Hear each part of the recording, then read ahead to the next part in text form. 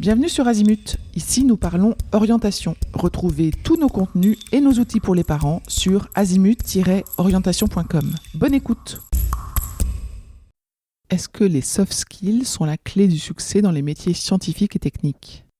Pourquoi ces compétences humaines comptent autant que les compétences techniques ?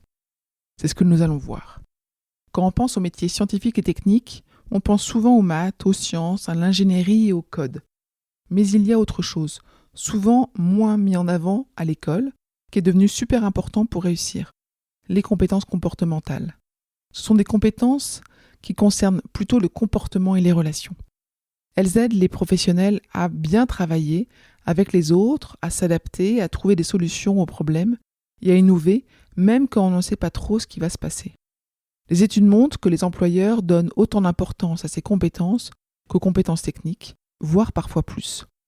Alors, c'est quoi les soft skills ?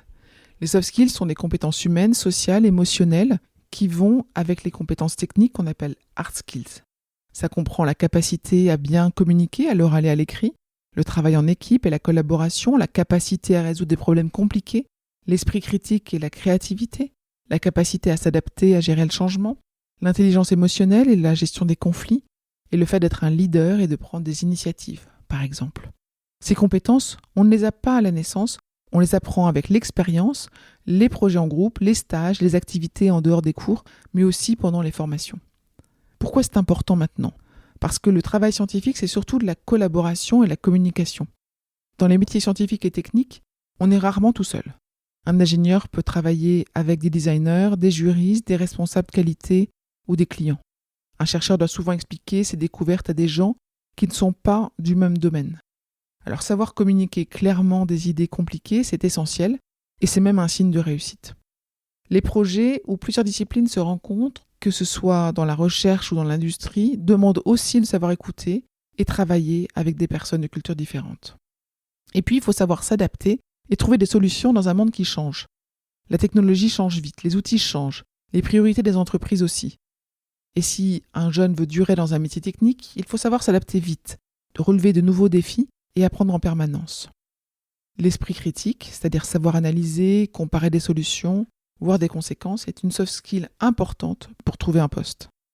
Et puis, il y a le leadership et la gestion des relations humaines qui sont importantes. Même sans être un chef, un scientifique ou un technicien, peut devoir gérer une équipe, animer une réunion ou défendre une idée. Le leadership, l'empathie ou la capacité à gérer un conflit sont alors des atouts qui jouent sur les résultats du groupe. Une étude des besoins de marché montre que les postes importants, ceux qui permettent de progresser, sont liés aux soft skills, surtout la communication et le travail en équipe. Qu'est-ce que les études disent sur ces compétences ? Eh bien, plusieurs études récentes confirment que les soft skills sont importantes dans les métiers scientifiques et techniques. Une étude a montré que les employeurs recherchent chez les jeunes qui sortent de l'école des compétences comme la collaboration, le leadership, la capacité à résoudre des problèmes, la créativité, l'esprit critique et l'intelligence émotionnelle. L'étude note qu'il y a souvent un décalage entre ce que les étudiants ont et ce que les employeurs attendent.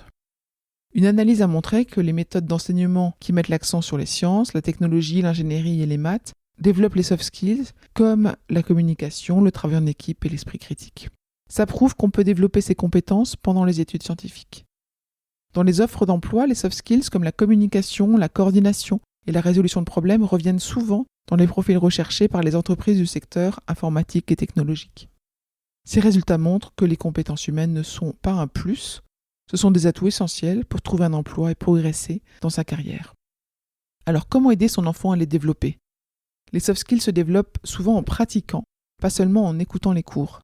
Les parents peuvent encourager leur enfant à participer à des projets de groupe, en sciences, en robotique, dans des clubs, dans des associations. C'est l'idéal pour apprendre à collaborer et à communiquer.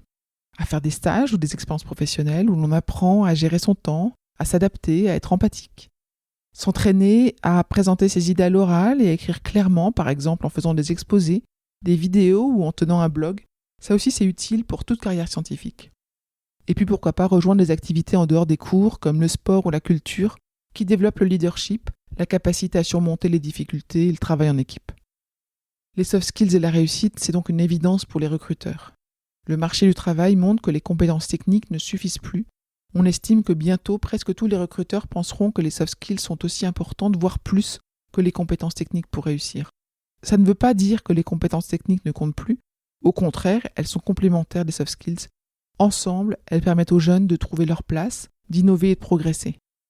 Pour conclure, disons que l'humain est au cœur de la science. Aujourd'hui, les métiers scientifiques ne se font plus seuls dans un bureau, ils sont collaboratifs. Ils font appel à plusieurs disciplines et sont tournés vers des défis complexes qui demandent plus que des connaissances techniques. Développer les soft skills comme la communication, le travail en équipe, l'adaptabilité, l'esprit critique ou le leadership aide à trouver un emploi, mais aussi à être bon dans son travail et à progresser. En tant que parent, mettre en avant ces compétences peut aider votre enfant à réussir dans un monde professionnel qui valorise autant l'humain que les compétences techniques. Pour aller plus loin dans l'accompagnement de votre enfant, rendez-vous sur azimut-orientation.com. Tous nos contenus y sont classés par thématique et vous pourrez consulter notre calendrier, notre annuaire d'experts et vous inscrire à la newsletter pour ne rien louper. Merci pour votre fidélité. À bientôt.